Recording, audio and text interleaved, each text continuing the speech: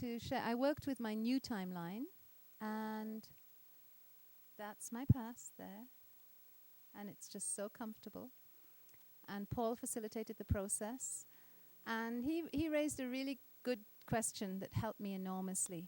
I was looking at my new past here, that's interesting, and my future, which had been there anyway. And I realized I just had this, I kind of almost felt overwhelmed by all these new resources I had access to that I hadn't accessed before because it used to be over there. And then the question was, well, how and what do I look at and what do I use and so on. So Paul made a very good suggestion. He suggested that I look into the future and decide from that what I might need and then go across and have a look. And that was just so exciting. Straight away, it was so easy just going across, shifting it, finding exactly what I needed. Wonderful. So thank you very much, Yeah, and thank you, Paul. Paul, that was a very profound experience. Oh. Excellent.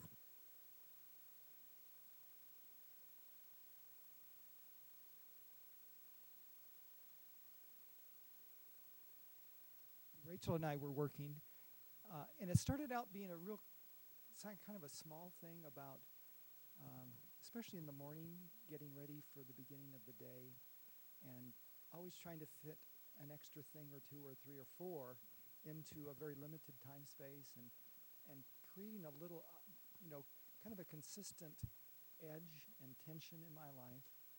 And then when we started exploring it more deeply, it had to do with, it ended up being the difference between God's time and my time, basically. And then Tom joined us, or came about that time, I think. Yes. And he made a suggestion about representing in my future my time and God's time in my hands, to choose which of these would be which. And my time was sort of my right hand because it's my dominant hand is the hand I kind of control with and do all that stuff. And God's time was this hand. Can you click the mic? Yes.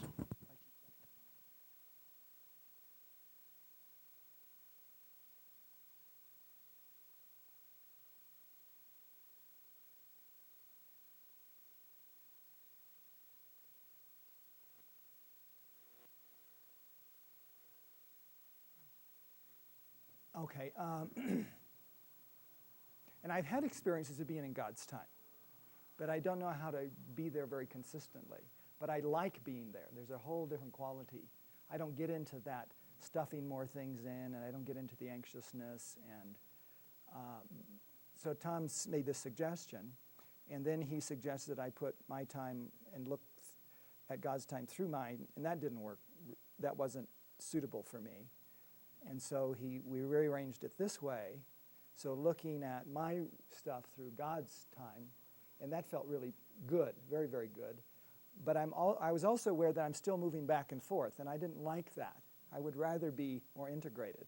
So when I brought the hands together and related, I'm always in God's time, even when I'm doing sort of the picayune, planning, detailed, million detail kind of stuff where it's easy to get into my time mentality. It all shifted. And one of the insights about this for me was, and I shared it with Rachel and just now with Anne, when I am aware of this stuffing extra things in, I think what I'm going for is a sense of fullness and aliveness, like fruitfulness. You have to do more to be more fruitful or more productive or fuller. And when I'm in God's time, it's already full. It's already fruitful. It's already sort of at some optimum thing. So I don't have to be doing that. So I can let go of that sort of stuffing thing. I have to get a client in, or one more appointment, or one more this, or one more that. I don't have to do that when I'm in God's time. There's a different sense of fullness. There's also a sense of flow to it that's very pleasing. There's, when I'm in just my own time, there's a sort of discontinuity. It's like this, and then this, and then this, but this is just a very different quality.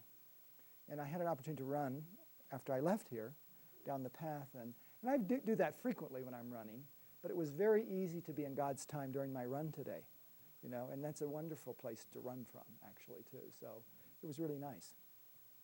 The other thing I want to say to Rachel, which I didn't get a chance to, we tried to change the present because it's too packed to do it this way. And I think actually it would be much easier for me if it were this way. This way, I don't know, I just started feeling, Present.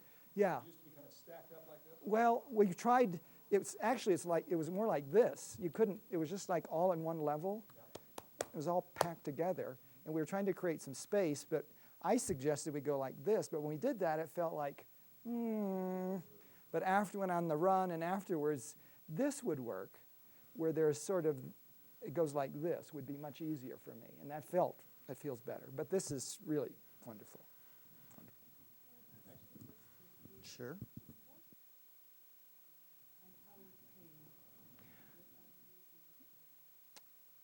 What am I using it for? I'm not sure I'm using it for. I think it's just a way of being. Well, I think most people have had times in their life where their life feels like it's in a flow. That's sort of what it's like. It's like, well, my time is within God's time. It's sort of like, well, I think there's a shift that happens when I'm just in my time, when it's all my effort, my planning.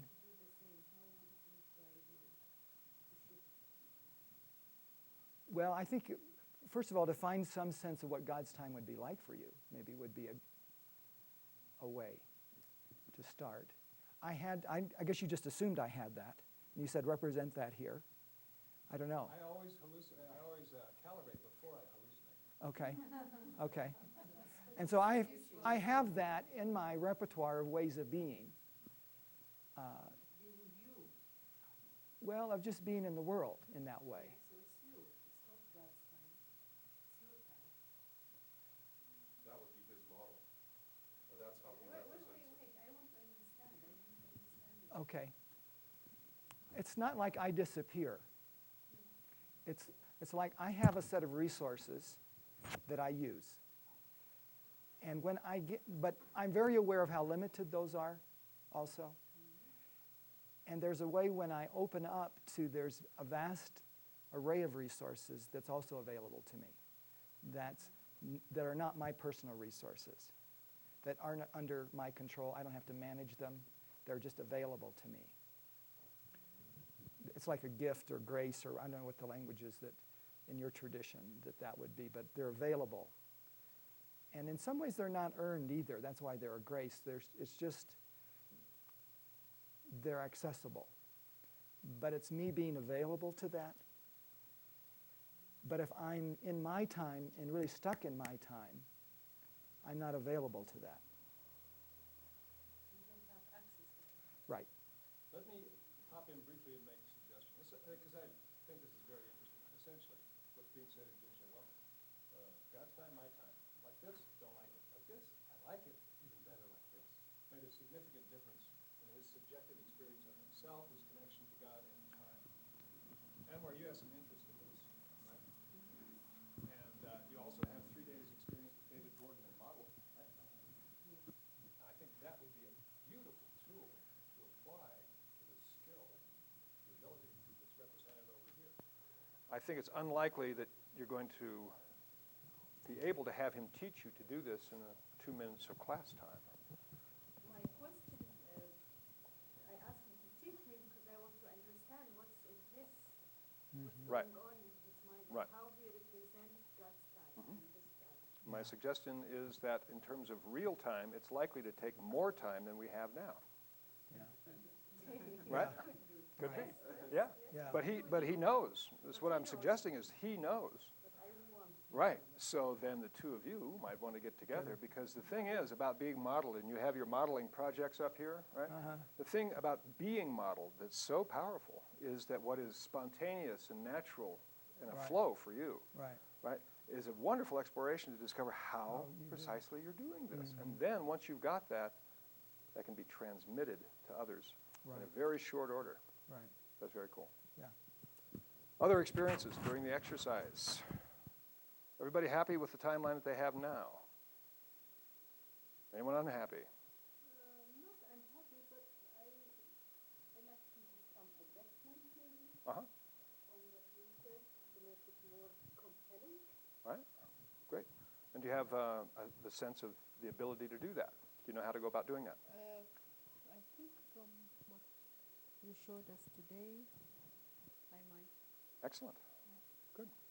Well, this is the thing about It's tuning, actually. Right. It's not just programming tuning. future adjustments. It's fine-tuning. Once you understand the principles that underlie this, and the thing that makes this as effective as it is the utilization of submodalities and reference experience for the states that you want to have. So there have been many times when you've been compelled to do something, yeah? And those compelling experiences have very specific submodality codings in your consciousness. If you extract the submodalities, right, and other parts of your timeline that you want to be compelling, it's like mapping across with submodalities, right? Yeah. Map the compelling ones on what you want to be But compelled towards. what would the positive outcome help? I mean, what's the part of the positive intention? For you, I haven't a clue. No, I mean, I should check the future as it is. What's the positive intention of being there the way it is? Well, it's kind of, and I mean, it's a funny thing because timelines and the way they're represented, right, are unconscious. Everybody in agreement with that? Sure. All right? Timelines and the way that they're represented, even though they're unconscious, are a map. Map. They're a map. And your awareness, your consciousness, when it looks at a map, can evaluate the map. Right? I agree with you 100%, and I think this is the map that let us do what we are doing, Right. or let us plan, or Right. let us just take the time. So in a sense, there's kind of two answers to your question. Let's say here's your future timeline. You look at it. You want to change it in certain ways. But you ask, well, what's a positive intention of the current structure? Right. Well, it lets me do this, that, and the other. So you acknowledge that. Then you're kind of in third position in relationship to your own timeline. You're observing it. And so you from third position you go, okay, what kind of changes do I want to make in this timeline?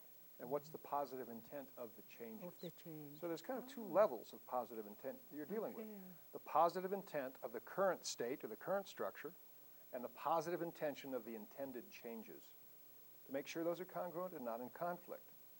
Because if you attempt to install them or work with it and they are in conflict, you're going to generate conflict. Parts fractionation.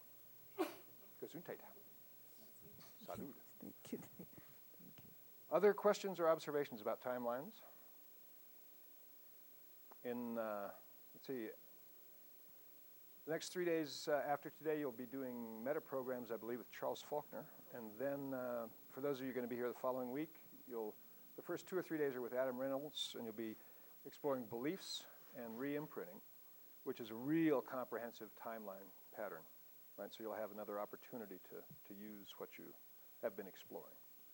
This is just to begin to sensitize you to the submodality structure of time and to think about all the changes that you have made in NLP and that you will make in NLP and how they sort out on time. Right? There are certain language patterns that you work with that actually shift representations on a timeline. I mean, that's one of the things about sleight of mouth patterns that you'll be getting into soon, that you consider a problem that is a big deal to you now, but when you begin to consider that you have had it resolved for many years and what that's like. So, okay, then I think we're going to shift gears somewhat and look through the multifaceted gem of submodalities through a different facet. We've explored primarily the techniques, the patterns of the swish, and then we've explored the submodality structure of time. I want us to think back to the swish. The swish is for changing unwanted behaviors and habits, right? But there's something about the swish. One of the things that the swish presupposes is that you have a degree of conscious control over your pictures or over your representations, right? In other words, let's say that you use a swish, you eat too much ice cream. That's it, unwanted behavior. So, okay, you imagine the visual thing of a quart of ice cream. You see it there, and you send it off to the horizon. You feel less. right? Then you create the future you that can handle ice cream, whatever. Swish them a couple times and boom, different response. The implication of the presupposition is that you can manipulate these images with a degree of control and flexibility. Sometimes certain representations come up that are either so unconscious that you don't even know that it's happening. That's the syndrome where you wake up at 1 o'clock in the morning in bed, the television set is still on, and there's 6 empty bags of potato chips and a chicken carcass, and you go, wow, when did I eat that? Or the gallon of ice cream is actually empty, and you look at the ice box, right? And it's like, whoa, when did I? Sometimes it just comes on you sort of unconsciously. Or the trigger, the cue, is so overwhelming you must respond to it. As soon as it comes up, you don't really have the flexibility of doing much with it. You're stuck in it. It becomes a compulsion. So I want to make a distinction between a habit and a compulsion. One way to think about the swish, the swish is good for habits, right? But not so good for compulsions. Because compulsions either tend to be out of conscious awareness or the trigger, the cue, is so overwhelming, you've got to do the behavior, right? So when I say the word compulsion, what's your definition? Let's make sure we're operating from the same map here. What's a compulsion?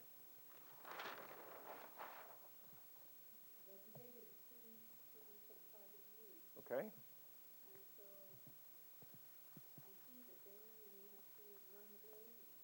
Okay. So out of control, takes charge of you.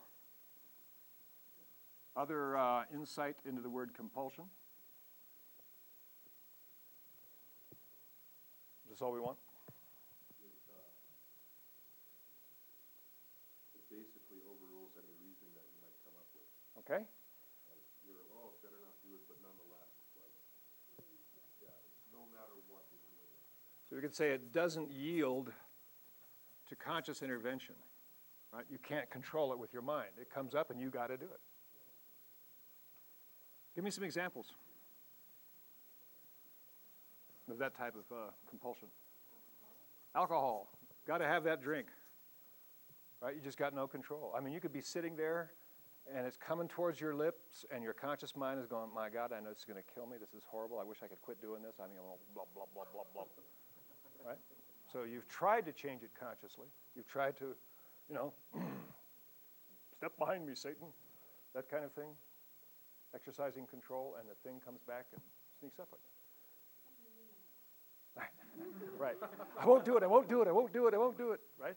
I'm going to do something else. Right. Somehow or another, the finger goes to press for the email. And what I was going to do gets interrupted by the laptop. Right.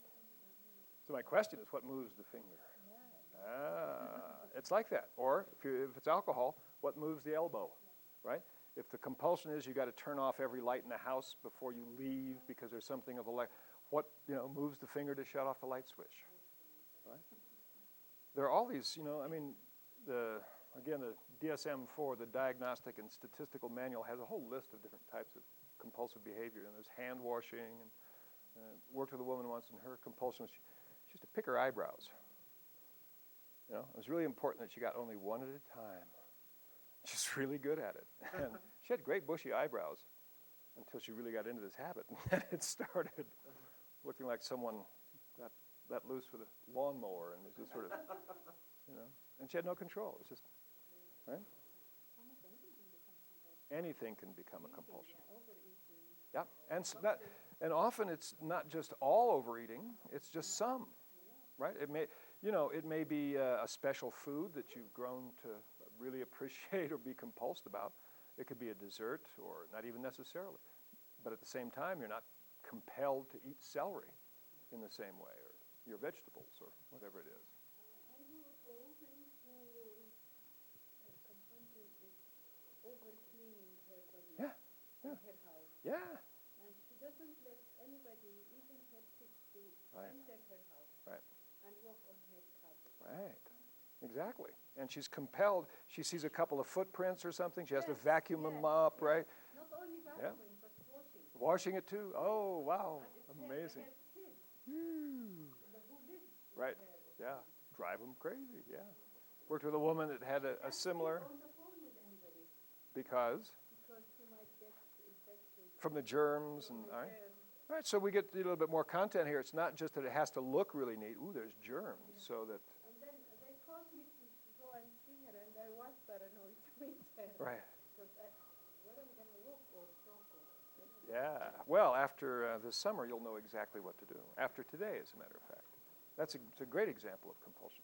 Now, in a sense, we all have them to greater or lesser degrees, and we get them at different times in our life.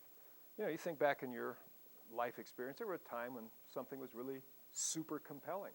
I remember not so long ago, maybe 4 or 5 years, I got a brand new Macintosh computer, and for about 2 weeks, boy, that computer was really compelling. I spent a lot of time, had all kinds of little bells and whistles, and I could do all kinds of things with my computer.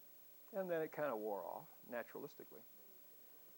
So a compulsion is something over which you have no conscious control, or if you can control it, it's not permanent. In other words, say with drinking. You know it's a problem, you want to quit. So you force yourself, right? You just, try to force yourself not to, and maybe you last a week or 2 weeks. But then you're out with friends, and it's a party, and the cold beer comes out at the barbecue, and you go, well, and then there you go. Now, is a compulsion considered a behavior, or is it a group of behaviors? Because obviously eating the food and so Right. on and so forth is a behavior.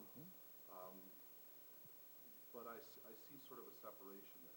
You know what I mean? Because you always hear the presupposition in NLP that all behaviors are positive. I'm trying to think of where Right. compulsion would be good. Yeah, now this is a good point, because we're going to be doing something called the compulsion blowout in a minute, a technique. And with many compulsions, they're kind of like artifacts of the psyche. At one point, maybe there was a bit of a positive intention, turning off the light, save energy, or what, you could make it up, or there might even have been one, right? But with most compulsions, there isn't a really robust positive intention, right? I could see some area where it might be positive because you enjoy the taste of Right. something. It's an end in itself. There's, in a sense, the anxiety of not turning off the light, that anxiety, I got to turn it off, whatever that is satisfied by turning it off. And that could achieve the positive intention of the lowering of stress. But you see, the compulsion itself creates the need. So it's this little loop that goes round and around. And for many compulsions, the only positive intention is to relieve the anxiety or the state that the compulsion creates. Take ice cream, right? Worked with a guy that now it's a little bit confidential, but let's say a very skilled NLP professional, and he had a thing for some kind of Ben & Jerry's chocolate ice cream. And he would say, literally, be going through the supermarket, right, trying not to think of Ben & Jerry's Chunky Monkey ice cream, right? And he'd have to go by the frozen food, and the little ice cream thing would go, hello, do, do, do, do, do. Well, I'll take it home, I'll put it in my freezer. It can last for a month, or I don't have to even open it, right? And then that night, it was like this, 3-year-old child indulging himself with this thing until it was gone, right? It's like turning into a werewolf. Yeah, exactly. And it's in a sense, it really is very much like that, because whenever the full moon comes up, that's it, man. If the ice cream starts talking, you're done for, right?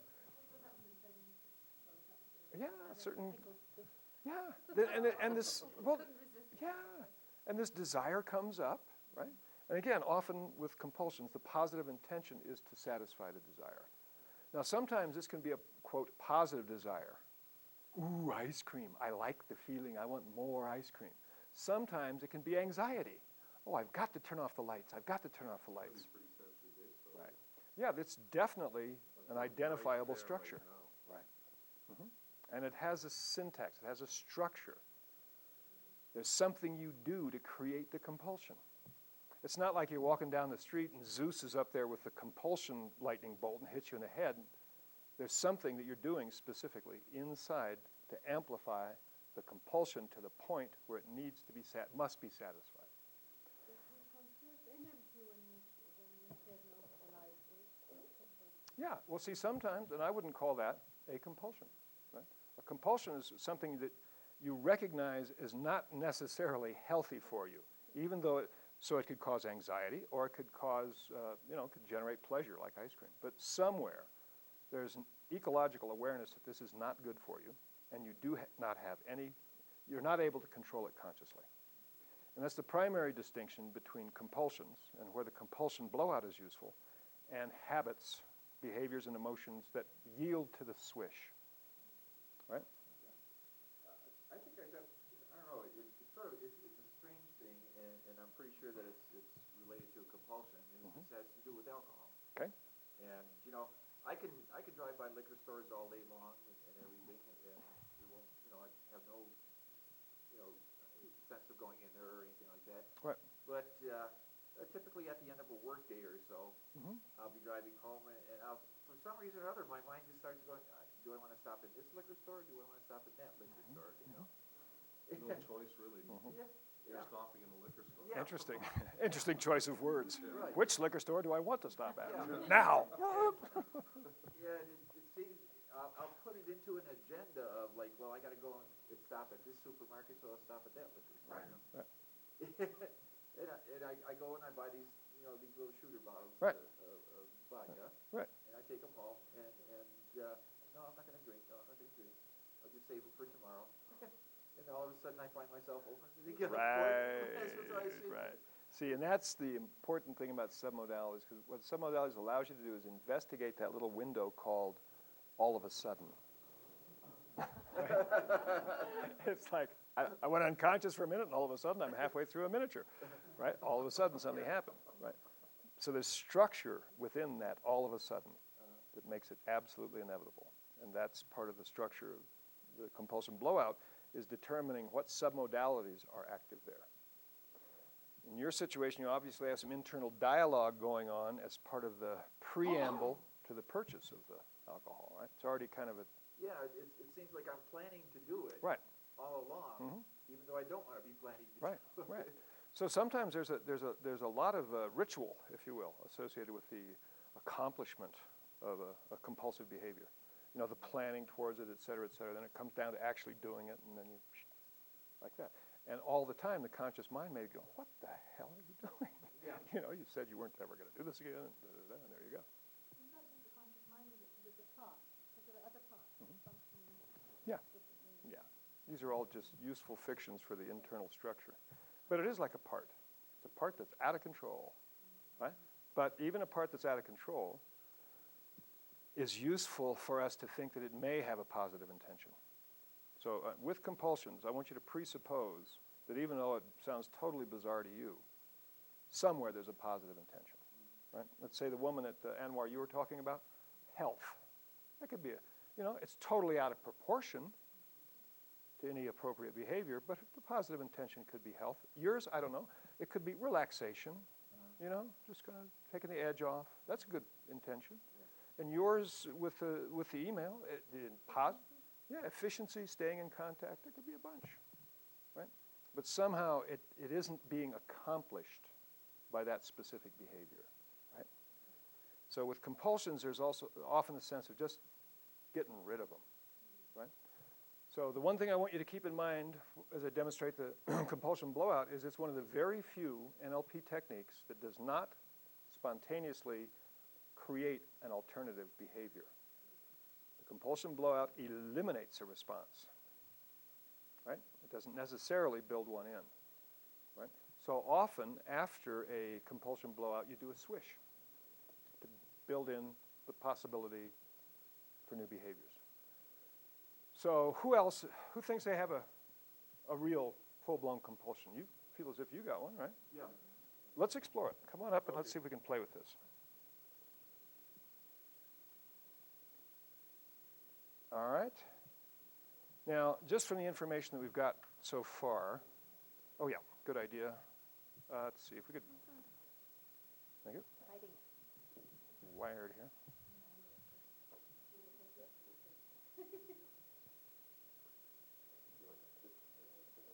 There's lots of chords. We know there's a preamble to this, right? We know there's a structure He says that he can drive for a week or two or whatever it is and not have the desire. It's just not there.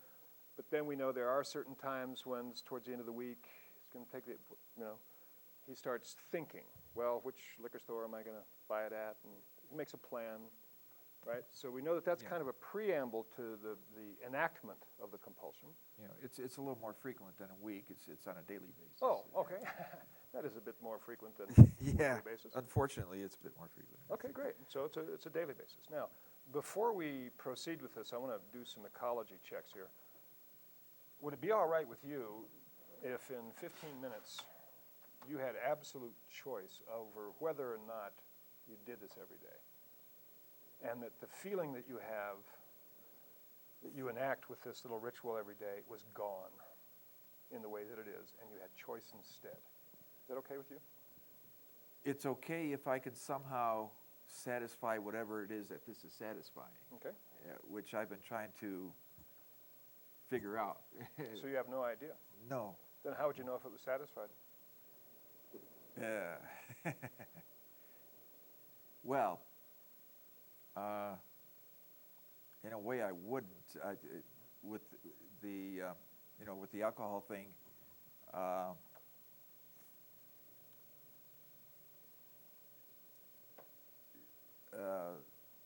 apparently, what seems to be satisfied is sort of a state of mind that is kind of like continually thinking, okay? It's like it helps me to shut off my mind, and Okay. it's a sort of a relaxation. It's not a body physical relaxation. Just sort of relaxes the mind. Yeah, the mind kind of just Great. sort of goes from continual like diagnosing and fixing or whatever to a state the alcohol just kind of makes it kind of just fuzzy. It's Right.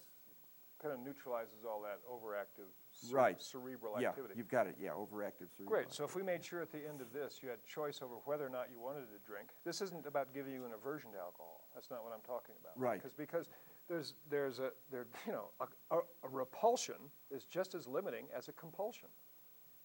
Right? There's no choice in either one. This is about choice. And what we'll do at the end of it is we'll make sure that you have access to strategies or the developmental program to have ways to relax the mind from all that cerebral activity. Super. That cool? Yeah. Okay, so we set some ecology frames up front. And I wanted him to know that what this is about is really shifting the way that he must compulsively have this every day, and that response is going to be gone. Identified a positive intent or one that he thinks is the positive intent, and I assured him that'll be in place ultimately, right? And that this is about choice in that behavior. So you can choose to have a drink or not have a drink, right? Right. Okay. So now So we're back. I can turn the switch so that the brain activity simmers down a little bit without the alcohol. That's certainly available as afterwards. I don't think that you're quite there yet. Okay.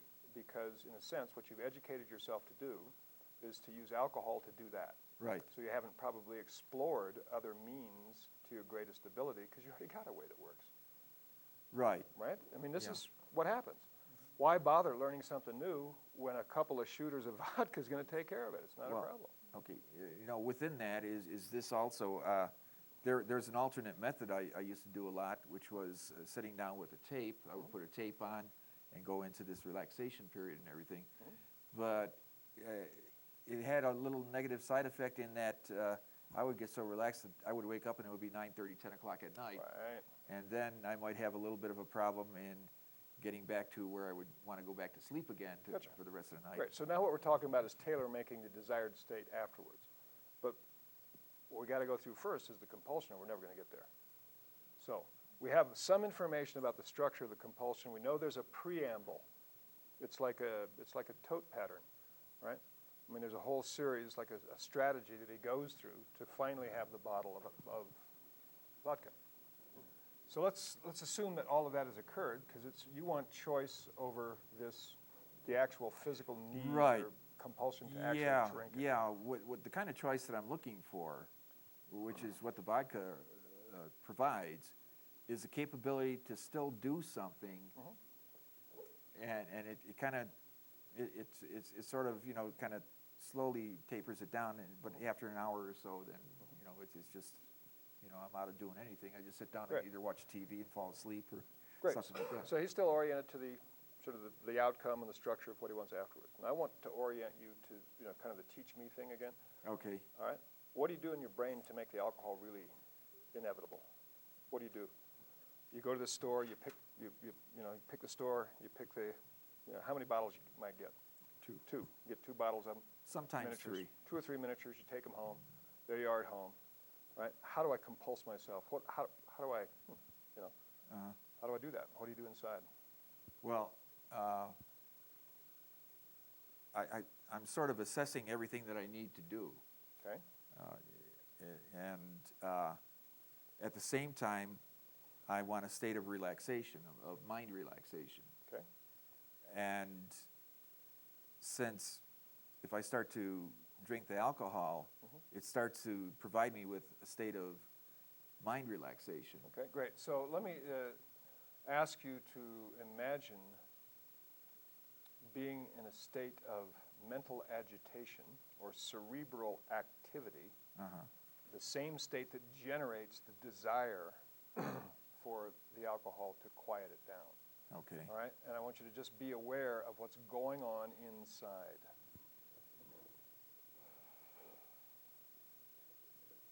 And I'm talking not the content. I don't care about the content. I care about the submodalities. Whether there are pictures associated with this, visual imagery, whether there's auditory self-talk, things like the tone, pitch, tempo, volume of any voices, size, brightness of imagery. What do you do in your mind to overactivate the cerebellum?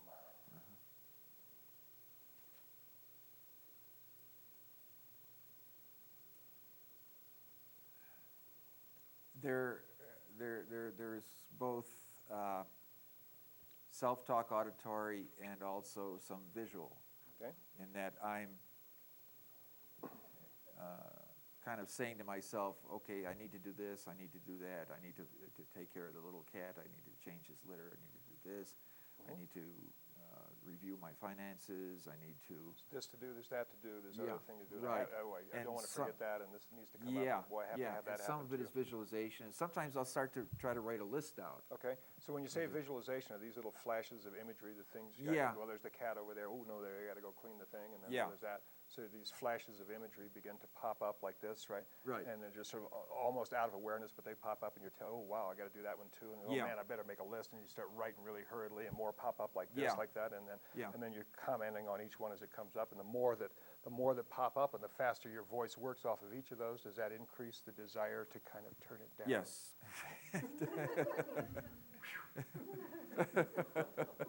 Thanks for hanging with me. Because the next thing I have to tell you is that this whole thing, prior to the elimination of the compulsion, for a moment, it's going to feel worse. Okay. All right? Here's the way a compulsion works. In order to eliminate a compulsion, what you're going to do is identify the submodalities that create it, and then you're going to amplify them until it takes it over a threshold and literally pops it. Good metaphors to use, and I want you to, because you've had this experience, you take a piece of wire, a nice thin piece of wire, and you start bending it back and forth. What happens? It'll eventually break. It warms up, and then it breaks. And guess what? It doesn't go back together. Right. It's broken. Take a balloon, stick it with a pin, what happens? It breaks. It pops, and it doesn't go back together. Right? This is exactly the metaphor that is useful to use in popping a compulsion, or blowing out a compulsion. You take it over the threshold, right? Using the submodalities that create it, right? What maintains a compulsion is never going over threshold, right? For example, in this case, he uses a couple of shooters of vodka to make sure he doesn't go over threshold. He always turns it down just in time, right? So there's this desire, but he doesn't let the desire run rampant and just go over and change, explode and turn into something else. He always stops it sort of close to the peak, and then it's the same with ice cream or light switches. It builds up to this crescendo, and then you stabilize this state. The compulsion blowout does just the opposite. It takes you over a threshold. And then what happens is the response is literally neutralized. It's just like bending a wire, it breaks. The whole thing just don't work anymore. And what you're left with is the position of choice of how you relate to those behaviors and how you relate to the cause. In this case, all those images and all those voices. Right? So that's the direction that we're going. These are little useful metaphors to explain the process to a person you're guiding through it. The other thing about a compulsion blowout, you were watching my behavior as I was doing this. I was relatively engaged, right? I wasn't saying, okay, now see lots of pictures and hear many, many voices. Man, these things are going to get you, right? You have to demonstrate as the guide. You need to assist the person in going over thresholds. So it has to be reflected in your behavior. So you have to be willing to be, step out of your own comfort zone, maybe your map of the world, to make sure that you are able to facilitate them. The other thing about doing a compulsion blowout, you have to be willing to stay with the person until it's done. Because it's possible to make the compulsion worse. If you don't take them over threshold, it's possible to kind of reset the anxiety level, to set it just a bit higher and make the compulsion worse so that now you might need a fifth of vodka instead of 2 little shooters. Because there's so many damn pictures and so many voices. So, those are simply things to keep in the back of your mind. That's all. Right? A willingness to stay with your explorer, right? To really commit to it, change your behavior, and stay with them until they've popped over threshold. And explain the process to them. That, this is certainly doable. It's about choice and those things that you really want to have, different ways of thinking, relaxation of the mind, lots of choice. Those are certainly available. Yeah. Right? I have to say something Yeah. that apparently I have some internal process where I do raise the threshold, but when I notice that happening, somehow I'm able to lower it down again, but I never get it down to nothing. Right. But what gets it down to the place that's really comfortable is a couple of shots of vodka. Yeah. Right. And that's what I'm saying. The conscious mind attempts to control it, but doesn't quite get there. So just a little ice cream or whatever it may be. Right? And this is why we're saying that compulsions are characteristically outside of full conscious control. You have no choice over the behavior. Okay. Now, the other thing I just did in this little feedback to him about his structure is I wanted to see if one time would take him over threshold. So I really built it up pretty good, but I don't think it did. No, you were very close. Right. It was all. Close. He knows. It's close. So here's the metaphor for that. Sometimes, truly in my experience, seldom, I'm guessing maybe 10 or 15% of the time, you may be able to pop a threshold by identifying the submodalities and amping them all up in one trial. Sometimes once is enough to just kind of blow it out. But often you have to use a different strategy. And the strategy, the metaphor for the strategy is remember the old type of jack in a car when you had a flat tire that was a ratchet? You'd push it down, it'd click, and it'd lift it up 1 notch. Push down again, lift it up 1 notch. Push down again, 1 notch. That's the metaphor for what you do. You start with the submodalities basically at 0, right, low intensity, and you amplify them, amplify them, amplify them, amplify them, amplify them. And what you're doing is you're loading the person's kinesthetic system. You're charging their physiology with the response. It becomes excited in terms of that response.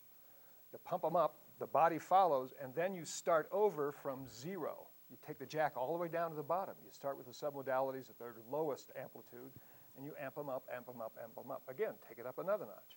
So you keep going through this process until it's sufficient and literally floods their nervous system. It overloads them, kablooey, right? And the thing pops. So in terms of specific submodalities here, the ones that seem to make the difference is there's kind of a cluster. And it's interesting because he's actually got it, he's got this compulsion expressed in all 3 systems. And this is somewhat unusual because usually they're limited to 1, maybe 2. He's got it, he's able to kind of manifest this in all 3. Visually, he starts thinking about the things that he's got to do. So there's the submodality on your little sheet there that is a number of examples. Remember that from visual? Number of examples. Literally means how many pictures are you seeing, right? The more pictures he sees, particularly of things that he feels as if he must do. He gets a flash of imagery, so he gets a visual representation. Then he has a verbal comment on it. He says something, oh, I've got to feed the cats in relationship to this. Then another one pops up. While the cat is sort of still there, another one pops up, oh, you know, gee, I didn't get gas in the car, right? He makes a comment on that. So he's got this dialogue that's associated with this. And when it gets really complex, and there's a lot of things, he's got visual, he's got internal auditory, then he goes kinesthetic, and he starts writing it down. So he gets the feeling in his hand. So all three systems are represented.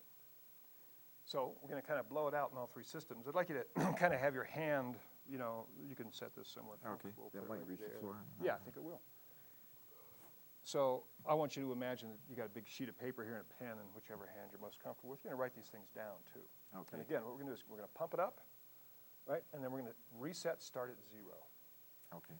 So I want you to begin with a clear slate. You're not, you know, there's nothing in your visual field, really nothing auditory going on.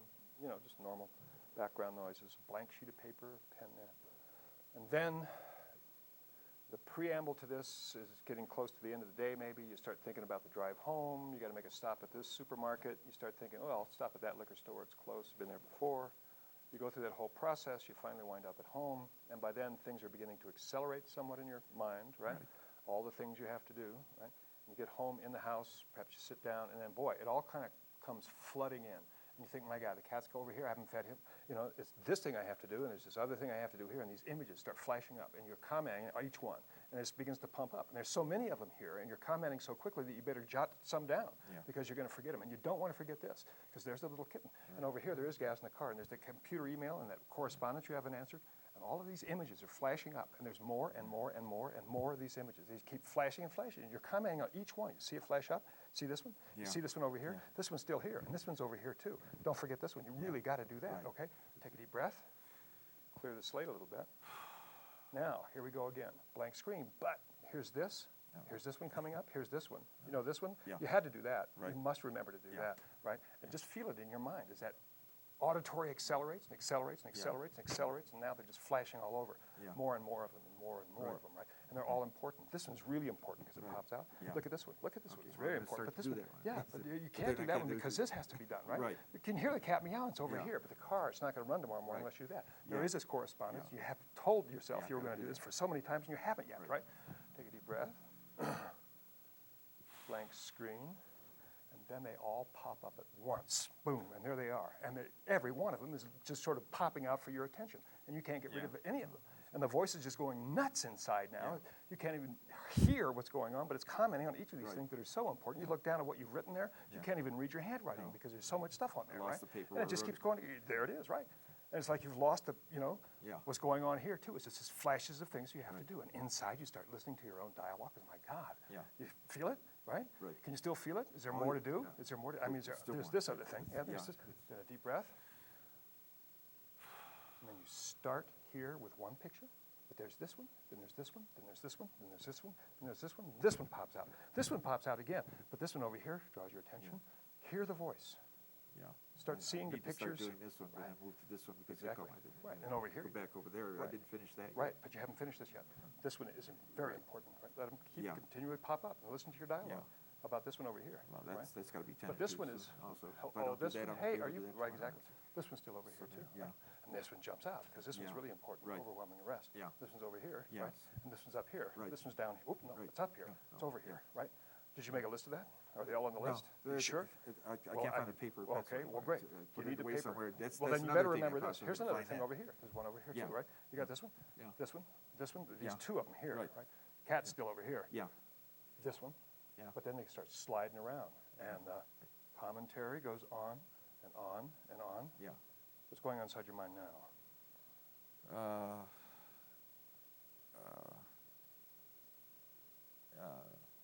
It's time to take a drink. Just to slow this stuff down. Gotcha. Great. So we start off at 0 again, right? And I want you to begin to see how many images you can hold up at one time. Things you really need to do. Here's one. What is that one? That's unpack all the groceries, put things away. What's this over here? take care of the cat, clean his litter, get his food, Point to another one. get water for him, and food for him upstairs, Right. change my clothes, get But there's into still the relaxing groceries. You haven't done the clothes. groceries No, I yet. haven't done the groceries What yet. else needs to be done? What else needs to be done is I need to go ahead and review my finances. I gotta throw away junk mail. Junk mail. Have you done your clothes yet? You haven't done your clothes. No, I haven't done Cat's the clothes still yet. not The been cat's fed. still not been fed. Right. No, And- well, I got his food out. I got But the that. junk mail? Yeah. Have you done that? No, The I cat's haven't done the still junk not mail. fed. The junk Well, how mail about is in the a clothes? pile now, and the Okay. pile's getting bigger. What there, else and is there? there's To, another pile what of else junk is there to mail be over done? there. What else is there to be done? Gotta Yeah, all of straighten these out things. You got to do all these. But what else? Is Yeah, there? well, I know there's more. right, yeah, I Right. have to go ahead and organize. I have to start to unpack some things. But I the have to clothes are finish. still here, and so's the cat.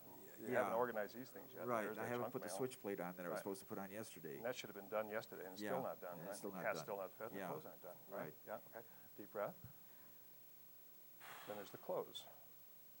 Then there's the junk mail. Then there's the cat. Then there's all of this other stuff that's in the back of your mind that begins to pop up. Right? See them kind of flash, right? And know that each one needs to be done. And there's that switch place, and you still haven't done that. It's been Right. days, right? Yeah. And the cat thing is still over here. There's other stuff, and each day is different. Right. So a new one comes up over here, Yeah. another one there, right? So you're representing more, and just have a sense that they're beginning to pop up all around you, like this sort Yeah. of hemisphere of images, all of them important. Right. It's almost like they have a voice of their own, right? Yeah. They're all kind of screaming at you at the same time, and you're looking at each of those and feeling that pressure of having to do that, right? Right. And it's just expanding in this huge hemisphere of all these different things calling for your attention, and it's critical that you do all these things. Yeah. Absolutely important that you do all of them, and there's more and more, Right. and more of them. It's just like Yeah. this expanding sphere that you're inside of, Yeah. and Now it's there's one where I inescapable. didn't stop at the store. Right? Absolutely, I gotta go it just get keeps some going, alcohol. right? And it just But I keeps. gotta get this other thing right, first. no, but there's exactly, and you don't have And time by for the that time I anyway get back because in, it's just it's 10 o'clock, and I need to this get to sleep. huge sphere of maybe, what, 50, 60 different images. The ones that are in your deep unconscious begin to flow up Yeah. there, and they come up randomly from time to time, Right. but they're all there at the same time, and Yeah. they all have their own voice, and you hear those hundreds of voices Yeah. kind of flooding into you, and your attention is pulled this way and that way and this way, and it just doesn't stop. It just continues to expand, right? Then you take a breath, and you start at zero, and it's just the cats. But it's not just the cats, because there's the clothes and the electrical plate, and once again, this thing begins to pop in and just multiply like, mitosis of things that must be done. And there's this sphere of reality that begins to scream at you with all the stuff that needs to Yeah. be done. And each one has so much important content that it's Right. flooding down. Yeah. And there's no other awareness that you have except for that and the way your body feels in relationship to all this crap that has to be done, right? More and more, there's images behind you. If you put your awareness there, you could see those. You could be aware of those. Unconscious content, conscious content, all these different things, right? Right. Breath. And the old familiar ones that are always there. The cat's always there, That's isn't the it? first one, Damn yeah. cats, yeah, it's there. And the clothes are there, and the switch plate is there, and this one's Yeah. coming in. There's that correspondence to do, and there's this There's to a new do. door for the Right, bathroom. and it and keeps popping in over here. The record right? downstairs. Then the I need whole to straighten thing, that out. like this hemispheric dome, right, with images all over, like stars at night that come closer and come closer until you can almost see all of them at the same time, and they all begin screaming. Right? They all, you can just hear them call out for your attention, and you connect with each one. Your Right. mind is just fractionated in so many different ways. It's just kind of Yeah. exploding into the connection with all of those different images, right? It just boom, flows out, and your mind just feels like it's just overheating as it does that, right? Yeah. Just kind of, wow, my God, look at all this stuff I gotta do.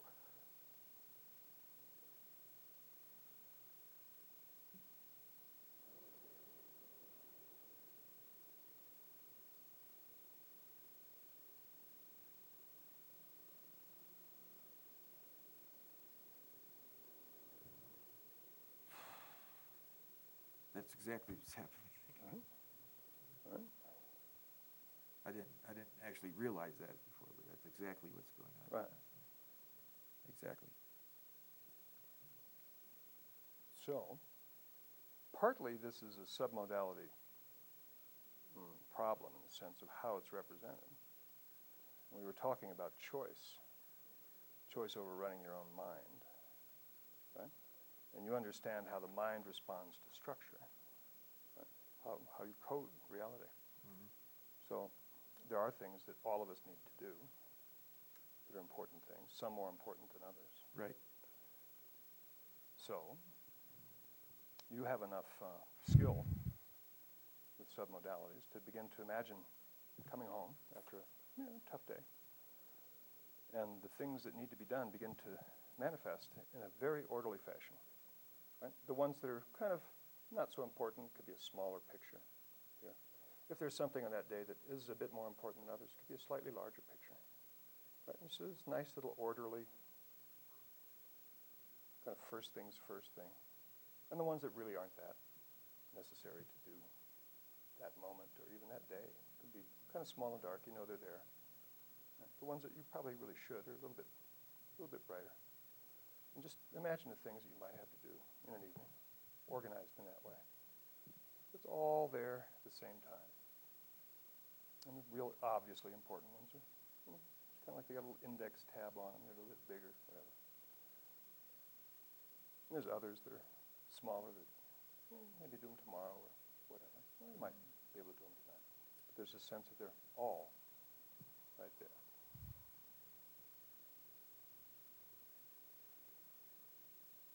How is it when you consider those things to do in that way?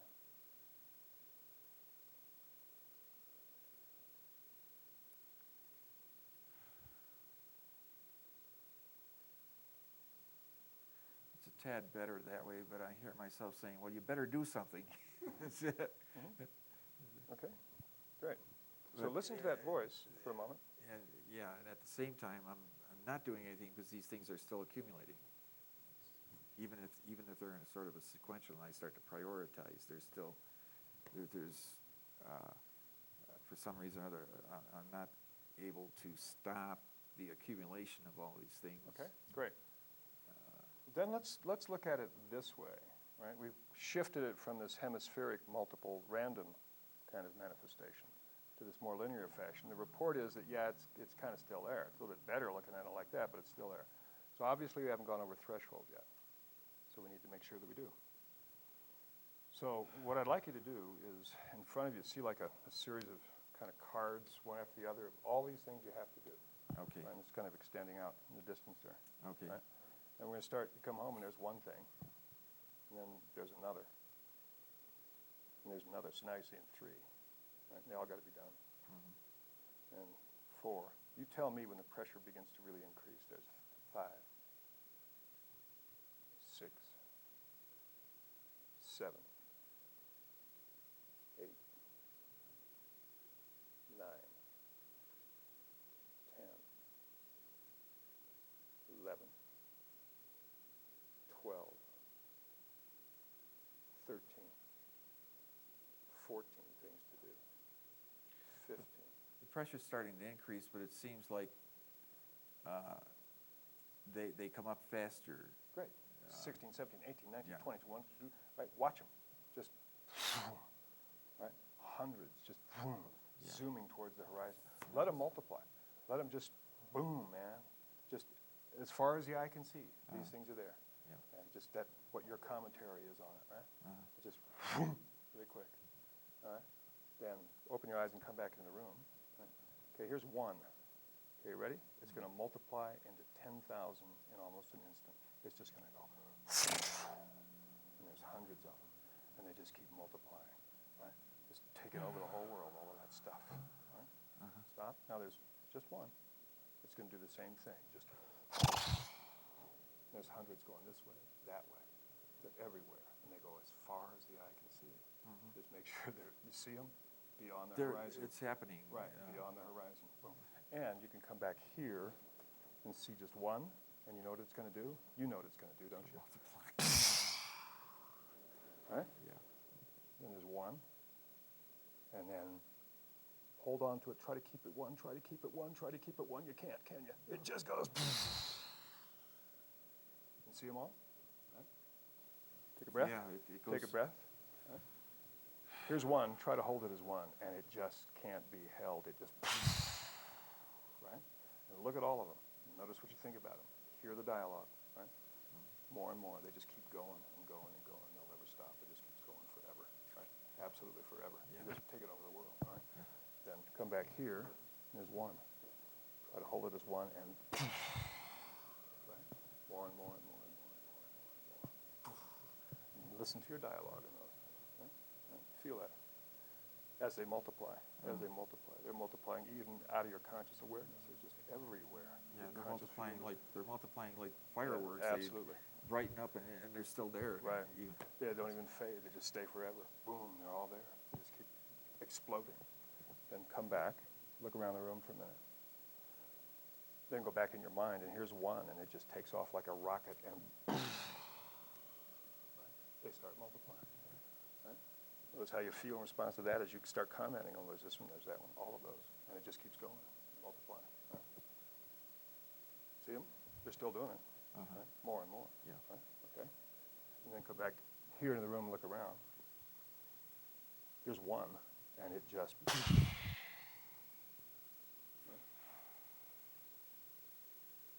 There's a whole bunch of them over there too, and there's a whole bunch of them over there. There's a whole bunch over there. There's a whole bunch up here. There's a whole bunch down there. There's a whole bunch over there. There's a whole bunch over there. There's a whole bunch over here. And they just, each one generates 2, generates 4, generates 16. There it goes. 256. Okay. Breaks, they come back here. Right. Wait, did you come back? You're here. Yeah. Okay. Inside and.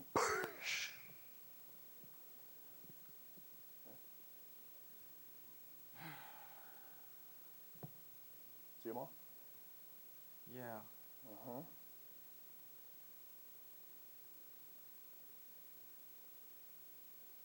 What's it like now? It's getting to be like, in a way, it's like no matter what I'm going to do or whatever, they're going to be there. Yeah. And so, There they are. kind of like stop resisting or something like that. Well, I mean, just look at it. You know, just like a bunch of stuff up there. Yeah, they're there. Right. They all need to be done. Now, what happens if you took your breath like this and just went, sort of like leaves in a wind, you know? You mean to, like, just blow them away? Yeah. I mean, what happens if you do that?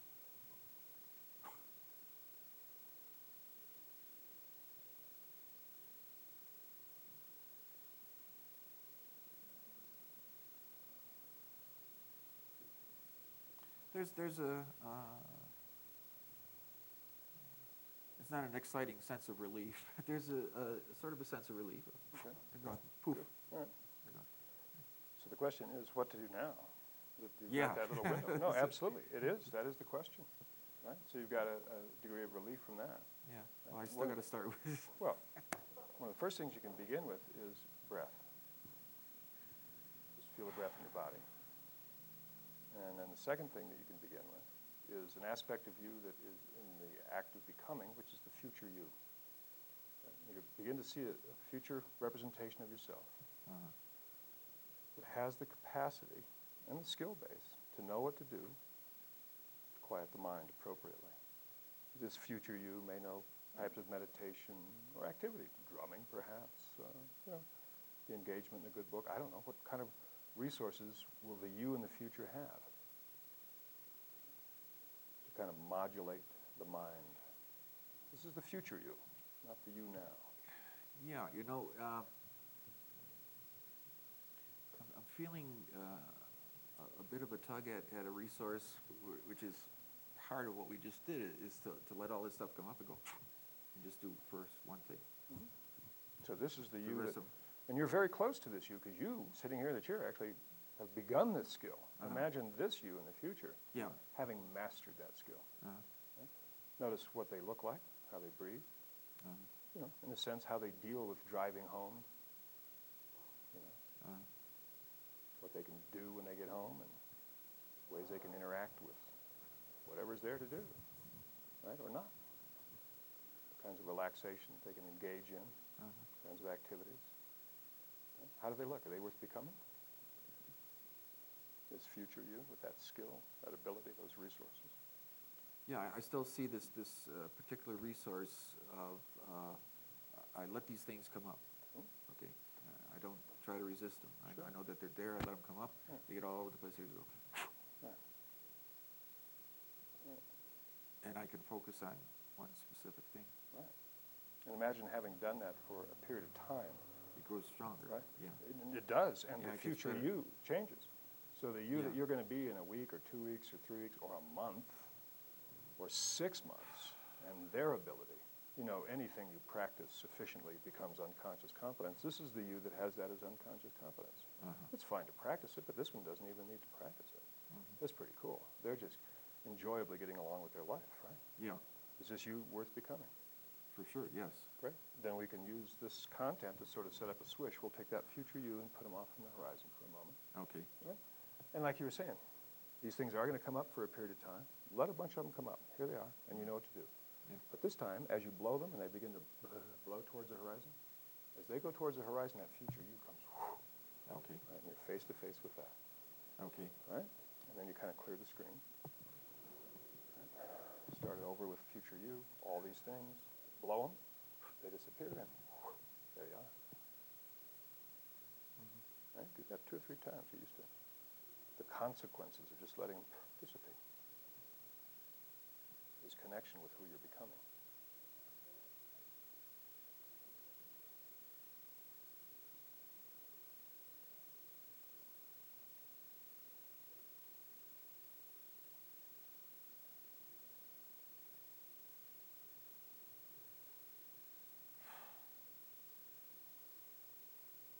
It helps if I actually make Absolutely. the blowing sound. You bet. Sure.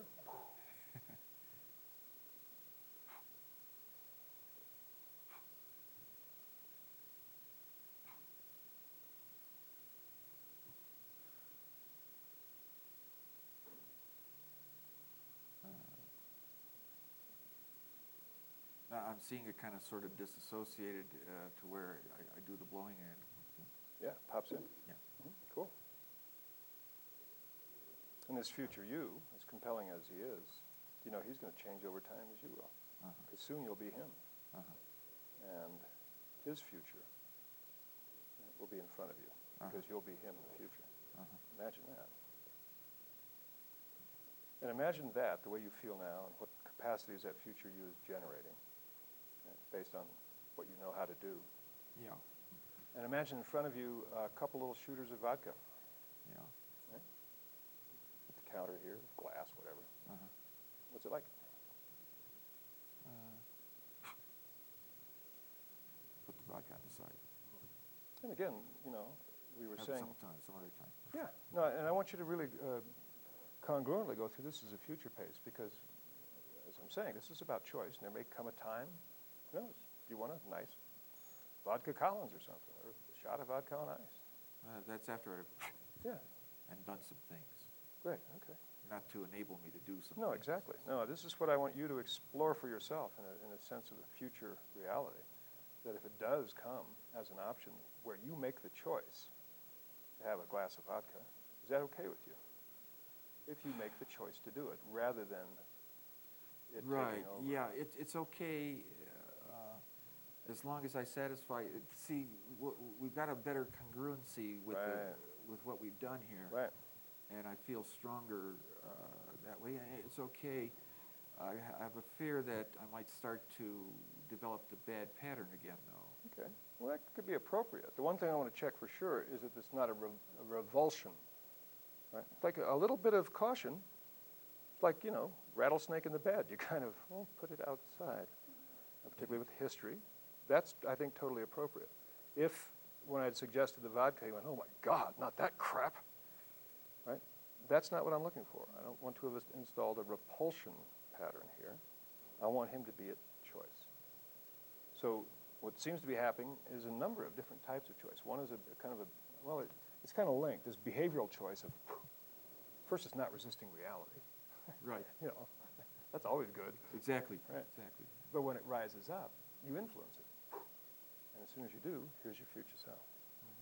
And you know, you've probably almost done this enough times already that it's beginning to be an unconscious choice, unconscious competency. Yeah, my mind is feeling relaxed. As we've gone through this, my mind is feeling more relaxed, more capable, more resourceful. What's the word I'm looking for? I'm just not inundated with everything. Right, exactly. So there's really no need to fuzz anything out, because what's there is okay. Yeah. Right? Yeah, but if it does start to, all I have to do is, and I can calmly focus and do something. There you go, and enjoy it when you do. Yeah. Cool. Well, it looks good from the outside. Right? Now let me backtrack on it a little bit, and you can stay up here for just a second longer. Sure.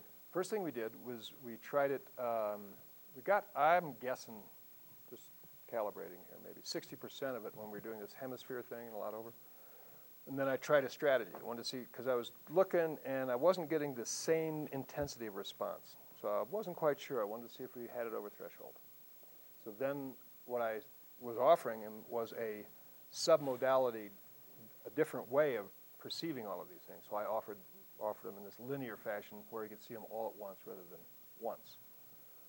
But he was still making this distinction of multiple examples, right? Even if they were out in front, he says, well, they just keep multiplying. So I knew he was still responding to this same submodality driver. So great, we used that. And we just went about 5 or 6 times. If they're out in front and they just, you know. So we remember each time I reset him to 0, where there was only 1. And I try to hold on to it was just 1, but then it just explodes. Right? Went through that a number of times. The cue, what I was calibrating to that really kind of indicated I think I got it, was towards the very last one, he did it, and he went, there's a big kind of sigh and a right? And then the next time I did it, it wasn't quite the same response over here. Right? So that's when we began exploring, okay, so what are we going to do there? And what he noticed was that, well, there's still a bunch of things. They can still come up, but his first response was, I don't know, they're just like a bunch of things. They're just there. I can just leave them there. So that indicated to me that we'd kind of popped over threshold with that submodality. Right? But I wanted to have more of an option with that, so we gave him sort of a strategy of how to deal with all these representations, which is right? Kind of like that. And then we just basically linked that with a swish. Future self that has the skills. We used all these images blowing away with his breath as sending them away to nothing, and then the future self popping in. And he did that swish 2 or 3 times on his own. Right? Voila. How's the mind? It's much better. Great. Think about the mind on a complex day. Yeah. Because complex days happen. Nothing wrong with complexity. Right.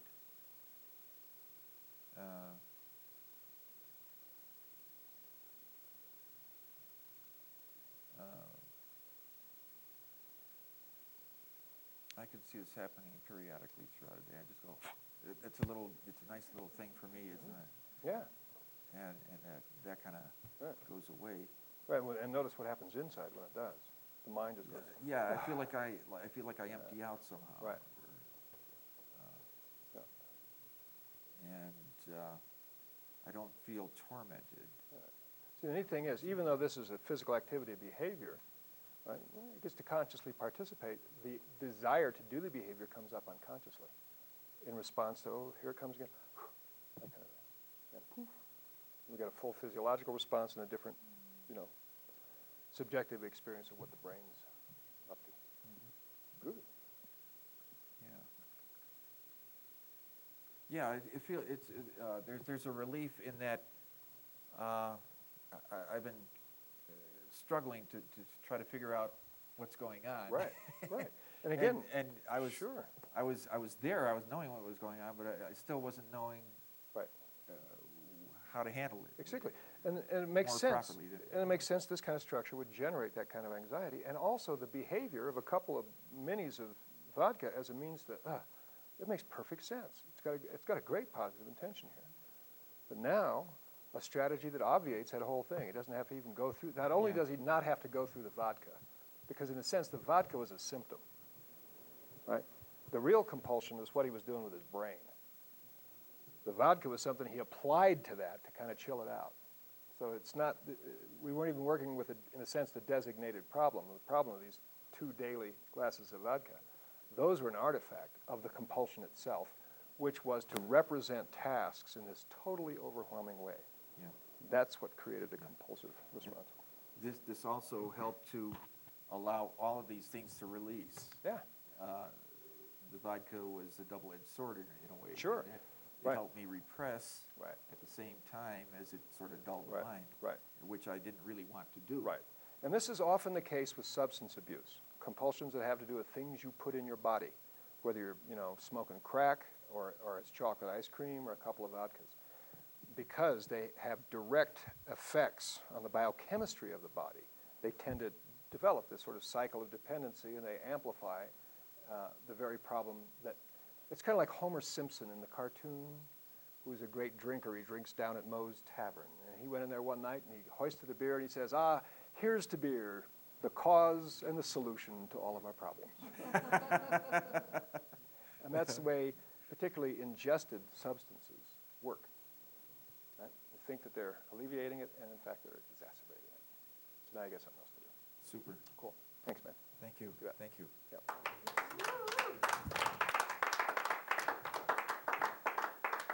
Okay. Now, as Henrik was telling me yesterday, you see your trainer up here demonstrate a pattern. It takes him a half an hour, and he says, okay, you have 10 minutes now to go. Let's go through the steps of this first, make sure we are on the same page. We understand our little pattern here. It was pretty much along the lines of what you have in your handouts on page 17, right? I made a few departures from the way it's written up in your notes, and I want to be clear about those so that you understand the distinctions here. The first thing you do is choose and experience a compulsion, a behavior you feel compelled and don't want to do. We've already had a discussion about that. We have an idea of what these types of things are. All right? Then, these next steps are to identify submodalities, right? And I didn't demonstrate these as explicitly as I could. And the second step here is to pick a similar experience or behavior in which you're not compulsed. In this case, we could have used a glass of water. You could compare alcohol use to a glass of water, right? And then the third step here is do a contrastive submodality analysis with the two experiences to discover the differences, identifying the most powerful submodality differences, right? Now, I kind of skipped these two steps because it was very obvious what the drivers were, just from him volunteering it. I didn't have to say, okay, let's compare, what compels you to drink the vodka versus what happens when you drink a glass of water. Right? Does that make sense? Why the only reason that you look for a counterexample is if you need it, if the submodalities aren't very obvious. In this case, they were very obvious. Right? He showed them to me with hand gestures. He described them. There's this, that, and the other. And I start talking to myself, and then I get overwhelmed. I start writing it down, and then to still the mind. Right? So I was pretty clear about what the submodality drivers were. If I had been unclear about what he was doing, I could have used a counterexample, a similar substance that he drinks, that he had no compulsion. He had no feeling of compulsion. And I would compare it. I would say, compare drinking vodka to drinking water. What are the submodality differences? Right? For example, if it's ice cream, and you're not quite sure what the drivers are, you say, okay, well, what's something like ice cream? Let's say cottage cheese. A person can control cottage cheese, not a big deal. Kind of like ice cream, right? So you have a counterexample. Then you have them imagine eating cottage cheese and eating ice cream, and what are the differences? Right? So those steps are to identify the driver submodalities. Okay. Then on step 5 here, once you've determined the submodality drivers, you find the most powerful one. And in this one, I used a number of them because he was generating this compulsion in a number of rep systems.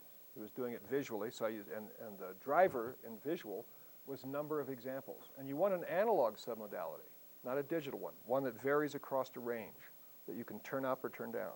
Right? Number of examples is like that. 1 image, 2 image, 3, 4, 5, right? So it increases visually. And auditorily, we link that with voice. So numbers of voices or commentary on each image. Right? Yeah. Using which? Right. Yeah. Right. We had rehearsed our way through it so completely. I was confident that as the image came up, he was still doing it. Right. Could not do it, and that was his. All right, you use the analog submodality that is the most powerful driver of the feeling of compulsion to, and this is, remember I tried this the very first time when he sat down and we elicited it, to quickly increase the submodality to its maximum and pause for a moment before checking to find out if the compulsion has popped. Remember we did that once at the beginning? It went up, and his comment was, well, almost, but not quite. Right? So then we went on to the second option here. The feeling of compulsion can still be generated you use this ratchet method, right? You start at 0, you pump it up. Break state. Start at 0, pump it up. Start at 0, pump it up. With whatever submodality, analog submodality driver you've discovered. Until it finally pops, goes over a threshold and pops, and the response is simply no longer the same. Then after the compulsion's gone, check to see if you can get it back in any other rep system, right? And if so, identify the driver in that rep system and repeat the process. I didn't thoroughly do this because we were using, in a sense, all 3 rep systems as we went through it. Right? And then a couple of tips here in the bottom. Again, this is primarily about the fact that the compulsion blowout does not automatically generate alternative behaviors or choices, so you always want to follow it up with a swish to give them a sense of choice in whatever this thing was. And the other thing is to make sure that the person can now think of the previous compulsion comfortably. In this case, we're looking at the vodka. That he has an appropriate response to it. In other words, that it is not a revulsion. Right? If I'd got the report that the vodka made him sick, there's no choice in that. I want him to have a choice. If it does turn out that, I don't think I've ever actually run across this, but it is possible.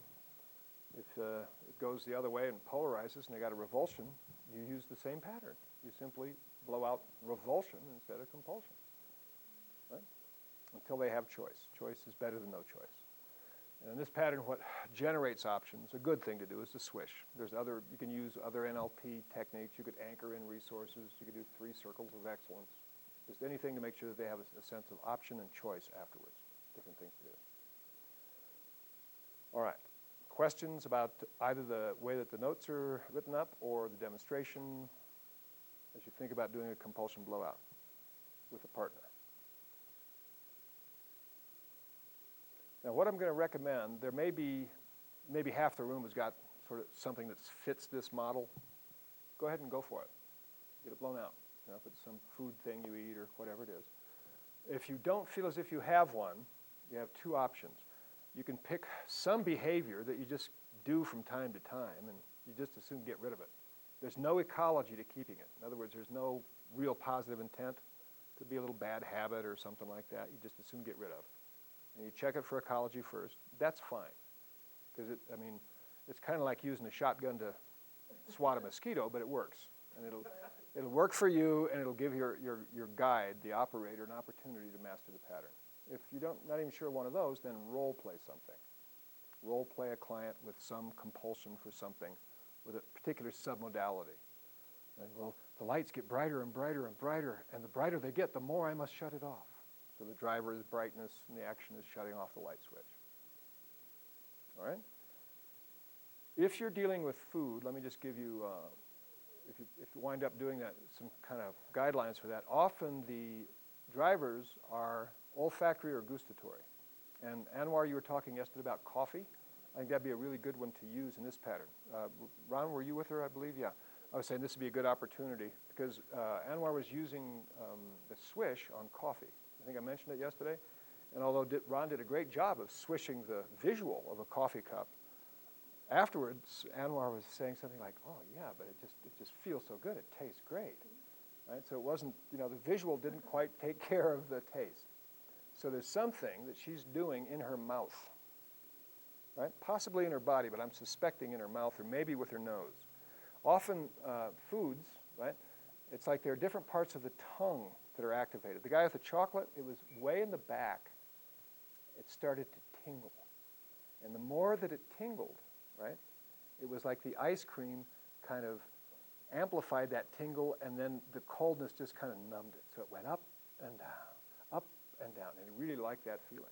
But it was all located to a certain kind of amplification of a tingle at the back of the tongue, the back of the throat.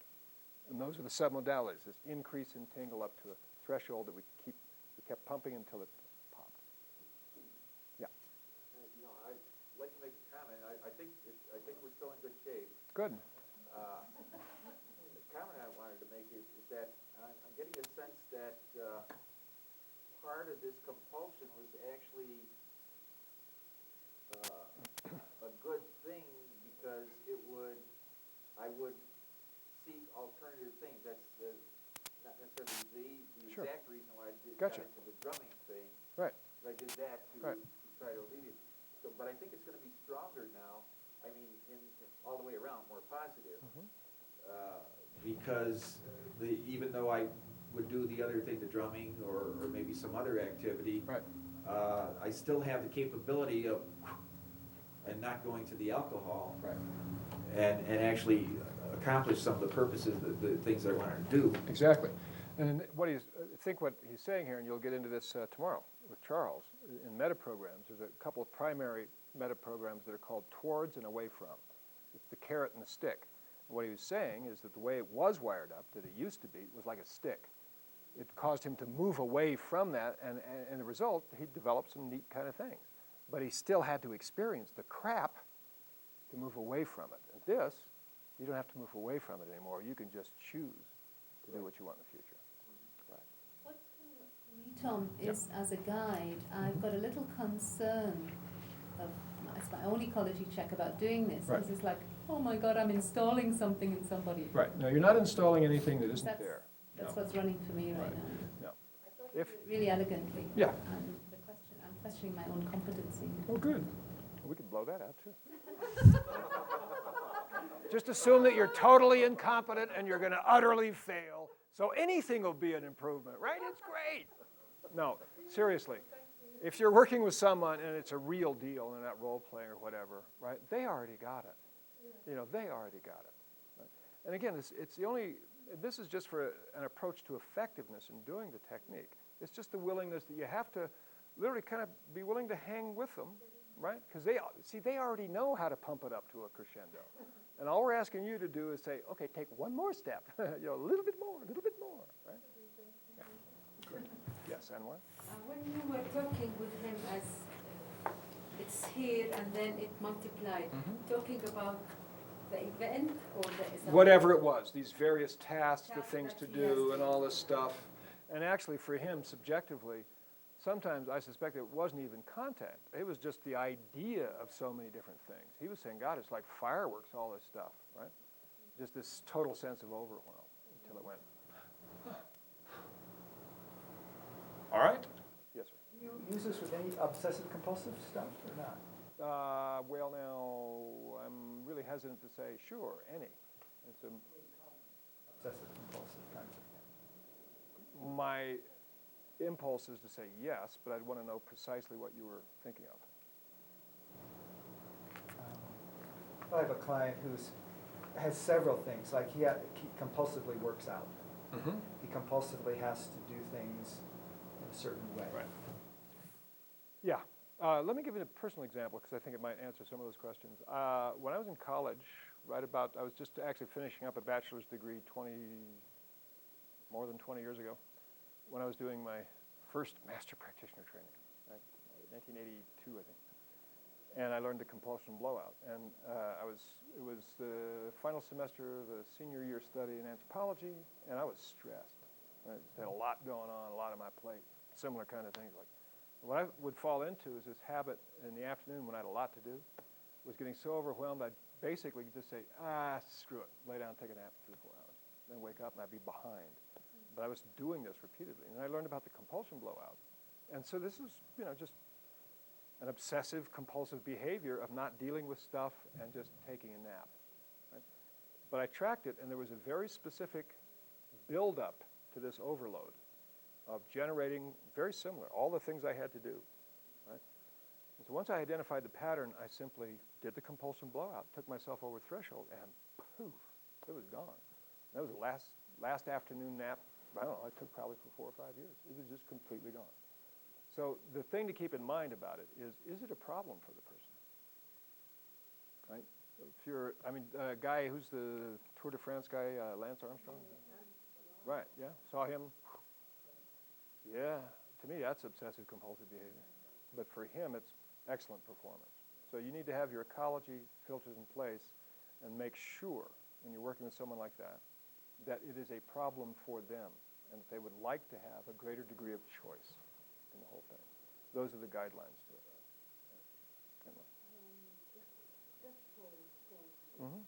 How do you define it? It's a point at which, through the amplification of an analog submodality, the quality of the response changes to one of basically neutrality, right? I mean, it's kind of like you start off with the ice cream and the desire isn't that great, but you start feeling the tingly, tingly, tingly. The desire increases, increases, increases, increases, right? So the submodality goes up, the desire goes up. What a threshold is, it just takes it up so high that it goes over a threshold and the quality changes to one of desire to one of right? Many of you, when you were exploring the nature of submodalities, found this to be the case, like speed, auditory speed. Think about listening to a close friend's voice, talking to you in a comfortable voice tone, and then imagine it's on one of those old 78 RPM records, and it goes faster and faster and faster and faster and faster and faster, like the little chipmunks talking. And it changes. The quality of the response changes. Suddenly it's humorous, no longer intimate. So in this case, it pops over a threshold. The feeling is neutral.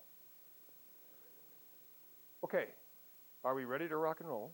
All right. What I think we'll do first is we're going to take a break, and I'm going to target 20 minutes per person. Again, we want to stay on track structurally, right?